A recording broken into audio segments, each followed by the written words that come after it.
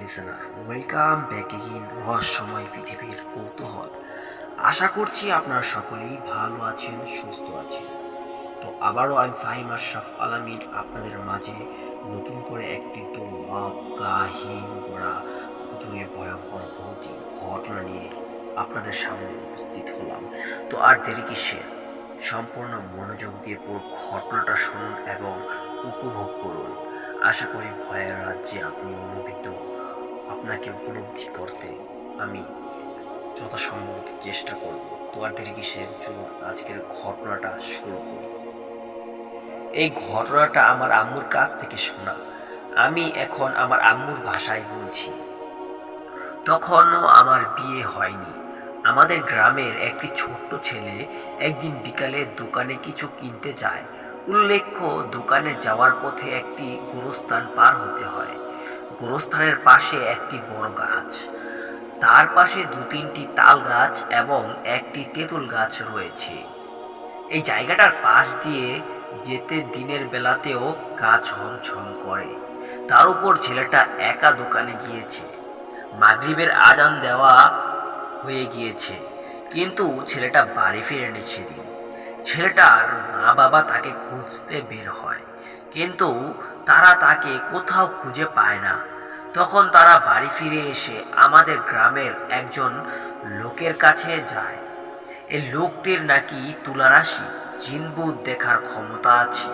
তিনি দেখেন যে ছেলেটাকে একটি গোরস্থানে রাখা হয়েছে। জিনেরা সবাই তখন সেই গোরস্থানে ছেলেটাকে খুঁজতে যায়, কিন্তু তারা সেখানে পৌঁছানোর আগেই জিনগুলো ছেলেটাকে নিয়ে চলে যায়। তখন সবাই আবার লোকটার কাছে যায়। তুলারাশি আবার জিন দেখে। এবার তিনি দেখেন যে ছেলেটাকে একটি তাল গাছে তোলা হচ্ছে। সবাই তখন হুজুরকে নিয়ে তাল গাছের নিচে যায়। হুজুর আজান দেয় এবং বলেন, ছেলেটাকে নিচে নামিয়ে দাও। কিন্তু জিনগুলো আবার ছেলেটাকে একটি পুকুরে নিয়ে যায়। সবাই আবার পুকুর খুঁজতে যায়, কিন্তু ততক্ষণে ছেলেটাকে অন্যরা কোথাও নিয়ে গিয়েছে। সবাই আবার বাড়ি ফিরে আসে। এইভাবে সারা রাত কেটে যায়। শেষ রাতে আবার যখন তুলারাশি দেখেন, তখন তিনি দেখেন যে ছেলেটাকে পুকুরের গাছের শিকড়ের নিচে লুকিয়ে রাখা হয়েছে। সবাই আবার পুকুরে খুঁজতে যায়, কিন্তু ততক্ষণে ছেলেটাকে জিনেরা মেরে ফেলেছে। জিনদের মধ্যে 7 ভাই ছিল। তাদের মধ্যে একজন ছিল ভালো জিনটি। খারাপ জিনগুলোকে বলছিল, ছেলেটাকে মেরো না, তারা তার পরিবারের কাছে ফিরিয়ে দাও। কিন্তু খারাপ জিনগুলো তার কথা শুনেনি। পরে সেই জিনগুলোকে হাজির করা হয়। তাদের জিজ্ঞেস করা হয়, তোমরা ছেলেটাকে কেন মেরেছ? তখন তারা বলে, ছেলেটাকে আমরা দোকান থেকে ফেরার পথে ধরে নিয়ে গিয়েছিলাম। পরে যখন সবাই তাকে খুঁজতে শুরু করে, তখন আমরা বিরক্ত হয়ে গিয়েছিলাম, তাই ছেলেটাকে মেরে ফেলেছি। দ্বিতীয় নম্বর ঘটনা। এই ঘটনাটাও আমার আম্মুর থেকে শোনা। আমি এখন আমার আম্মুর ভাষায় বলছি এই ঘটনাটি। আমার শ্বশুরের পুরনো বাড়ি থেকে বের হয়ে নতুন বাড়ি তৈরি করেন। উল্লেখ্য, তখন আমাদের বাড়ির আশেপাশে কোনো বাড়ি ছিল না। 40 ডিসিমল জমির উপর টিনের চওড়া ঘর তৈরি করা হয়েছিল। বাকি জমিগুলো খালি পড়েছিল। গ্রামের বাথরুমগুলো সাধারণত ঘর থেকে একটু দূরেই হয়। আমাদের বাথরুম ঘর থেকে একটু দূরে ছিল। বাথরুমের পাশে একটি পটিখানা, ছোট্ট পুকুর এবং তার পাশে একটি শিমুল গাছ ছিল।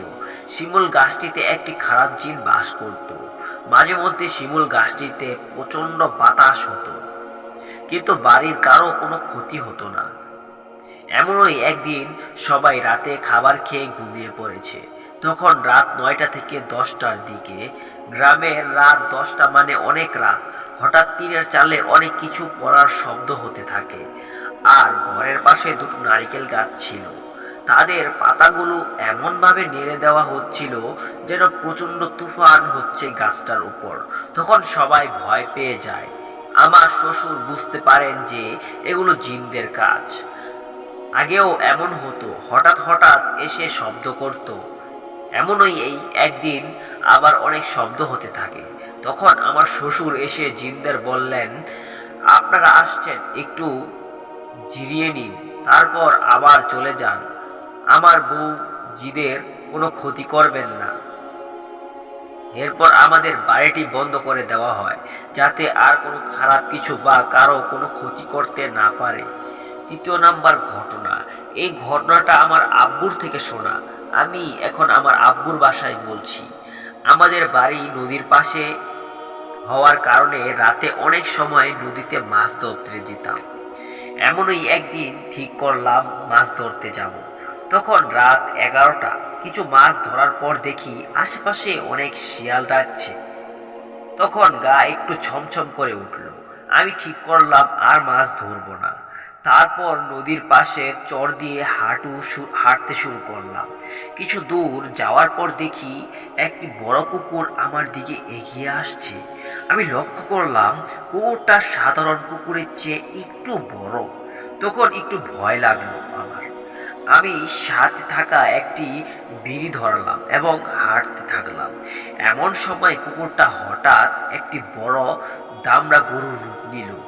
আমি তখন বুঝতে পারলাম এটা নিশ্চয়ই কোনো খারাপ জিনিস।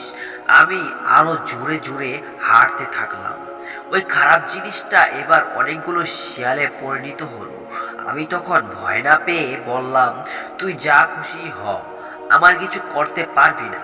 আমি সিগারেট টানতে টানতে আরো সামনে এগিয়ে গেলাম। সে জিনিসটা আমার সামনে আসতে চাইল। আমি আমার সাথে থাকা জাল দেখালাম। জালে গোল্লা মাছ ধরার ওজন ছিল, তাই সে জিনিসটা ভয় পেয়ে গিয়েছিল। আর আমি ভালোভাবে বাড়িতে ফিরে এলাম। ঘটনা জালের জাদু। লেখক তাসনুর হক। বিদ্রোহ গল্পের লেখা ছোট ভুলগুলি ক্ষমা সুন্দর দৃষ্টিতে দেখবেন। সম্ভব হলে সর্বশেষ কমেন্টে জানাতে ভুলবেন না কেমন লেগেছে আজকের ঘটনাটি। তো মাই ডিয়ার লিসেনার, এই ঘটনাটি আপনাদের কেমন লাগলো? এখানে তিনটি ঘটনা আপনাদের সামনে খুবই সুন্দরভাবে আমি উপস্থাপনা করলাম। জাস্ট ইমাজিন করুন, এই ঘটনাটি আপনার সাথে যদি তখন ঘটতো আপনি কি করতেন, সেটা অবশ্যই কমেন্টে লিখে জানাবেন।